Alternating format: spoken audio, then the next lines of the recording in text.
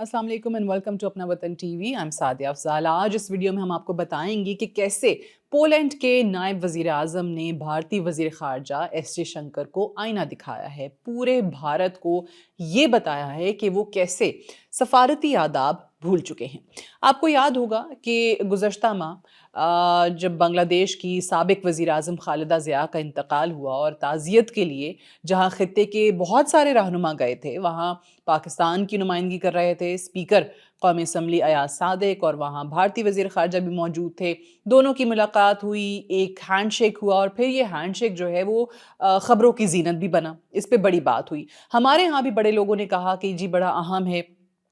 ये भी कहा गया कि जी बहुत अरसे के बाद ये पहला सफारती राब्ता है, लेकिन अगर आपको याद हो और आपने हमारी वीडियोस देखी हो तो हमने अपने इसी प्लेटफॉर्म पे ये कहा था कि इस हैंडशेक की कोई हैसियत नहीं है, ये सिर्फ और सिर्फ दुनिया को दिखाने के लिए किया गया है। अच्छा, अब हुआ भी कुछ इसी तरीके से। सफारती आदाब कैसे भारत भूल चुका है उसकी आपको एक मिसाल देते हैं। पोलैंड के नायब वजीर आज़म, जो कि उनके वजीर खारजा भी हैं, रेडोस्लॉ सिकोर्स्की, पिछले दिनों उन्होंने इंडिया का दौरा किया। दौरा मुकम्मल हो गया, वो वापस भी जा चुके हैं। लेकिन शायद भारत और भारतीय वजीर खारजा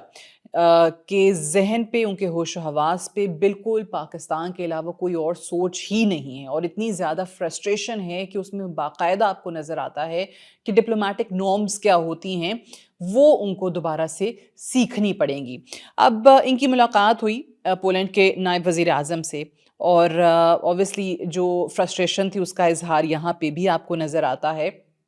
कि जब एक लाइव कवरेज हो रही थी और दोनों वहाँ पे मौजूद थे, और उस लाइव कवरेज के दौरान वज़ीर ख़ारजा वो ये याद करा रहे थे पोलैंड को पाकिस्तान के ताल्लुकात के हवाले से कि जी उस पर नज़र सानी करें, और ये मैसेज दे रहे थे कि हमें पाकिस्तान और पोलैंड के माबैन जो ताल्लुकात हैं वो बिल्कुल पसंद नहीं हैं। मीटिंग के दौरान भारतीय वज़ीर ख़ारजा ने कहा कि मैं पोलिश नायब वज़ीर आज़म के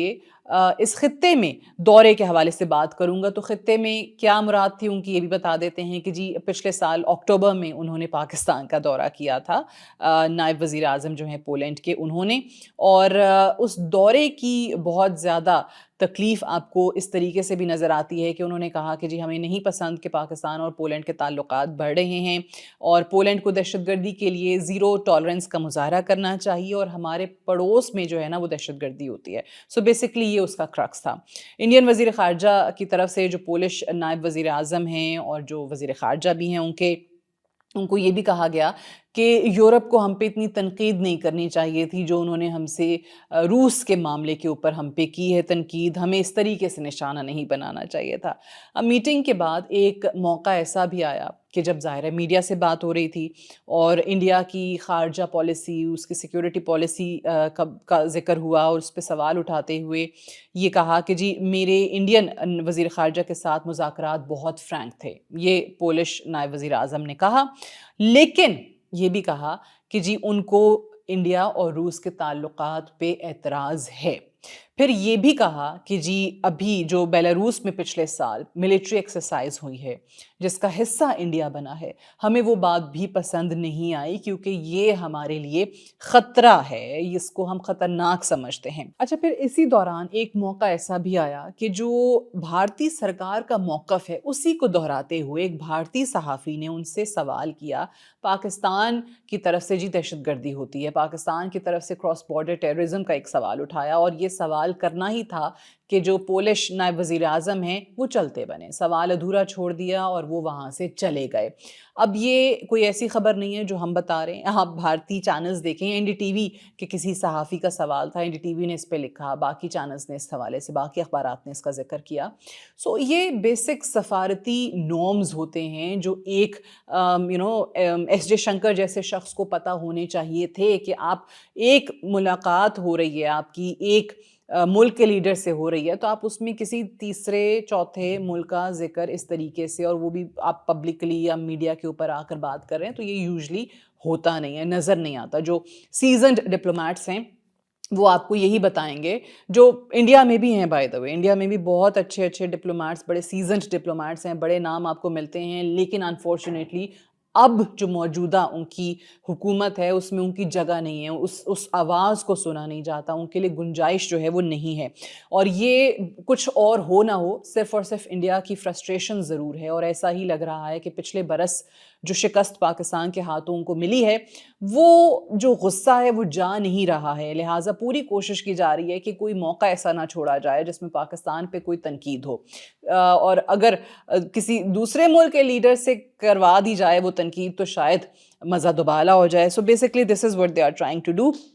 لیکن انڈیا کی یہی وہ سوچ ہے کہ جس نے آج اس کو ڈپلومیٹکلی بہت زیادہ آئسولیٹ کر دیا ہے, اور یہی تمام ممالک جو کہ کھل کے اب بات کر رہے ہیں, چاہے وہ روس کے حوالے سے اور انڈیا کے تعلقات کے حوالے سے بات ہو یا پھر ان کی ملٹری ایکسرسائزز کا حصہ بننا ہو, اس پہ تنقید ہو رہی ہے. اور جو پولینڈ کے نائب وزیر اعظم ہیں ان کو بھرپور کوشش کی گئی میڈیا کے سامنے کہ جی وہ کنونس کر سکیں کہ پاکستان دہشت گردی کرتا ہے, لیکن وہ نہیں کر سکے. پولینڈ اور پاکستان کے تعلقات بڑھ رہے ہیں, ان کا اکتوبر میں یہاں کا دورہ جو ہے وہ اس چیز کا واضح ثبوت بھی ہے. اور اس سے بڑھ کے بھی یہ جو پولینڈ کے نائب وزیر اعظم ہیں جن کا ہم ذکر کر رہے ہیں, ریڈوسلاو سیکورسکی,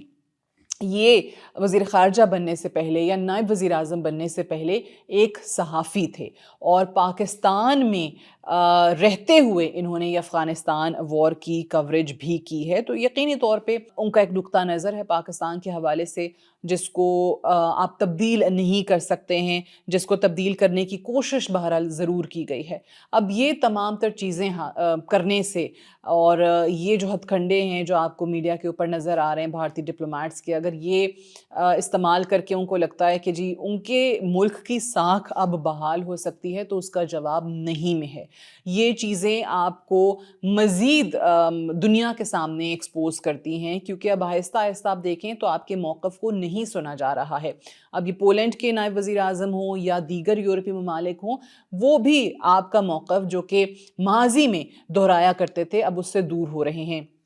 کیونکہ سب کے پاس اب یہ اطلاعات ہیں کہ کس طریقے سے انڈیا خود دہشت گردی کا ایک نیٹ ورک چلا رہا ہے, کس طریقے سے جو امریکہ میں ایکٹیویٹیز ہیں, اب آپ پورے یورپ کے اندر دیکھ لیجئے, کینیڈا کے اندر دیکھ لیجئے, اب اس کے علاوہ آسٹریلیا میں جو ریسنٹ ہے, تو کہیں نہ کہیں آپ کو بھارت کا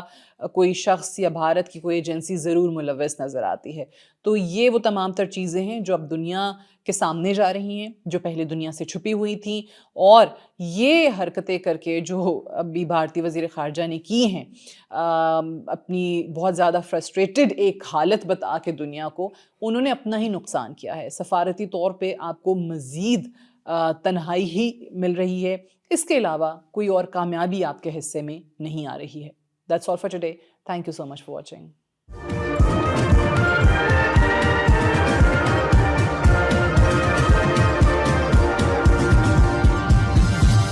You are watching Apna Watan.